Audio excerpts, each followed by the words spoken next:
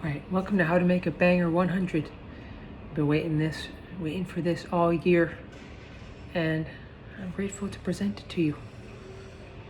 So how to make a banger on 100. So you gotta be yourself. Embrace yourself truly. All your quirks, all your weirdness, whatever. And be authentic and keep it gutter. And that will really resonate with people. You know, if you're trying to be someone else, you're betraying yourself, and you'll always end up feeling bad about it. So be yourself, embrace yourself, even embrace the haters. If any haters come along, be grateful for everything, grateful for the year. Move forward, try it out, and get more light with this stuff. Everything doesn't have to be so heavy. Let's make this year a light year, year of light, a year of flow, a year of letting all the heavy stuff go. You know, let that be what moves the year. Excitement, drive, creativity, like a little kid.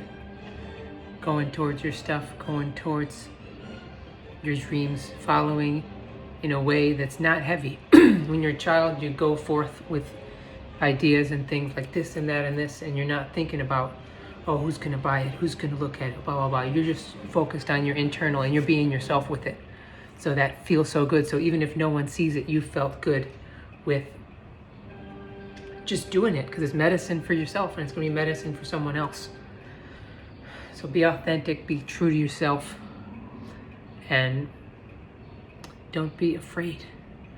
You're perfect just how you are, and someone needs to hear your message.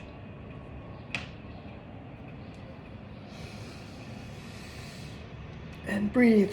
Remember to breathe in and out through the nose. Stay healthy. Breathing in and out through the nose really detoxes you.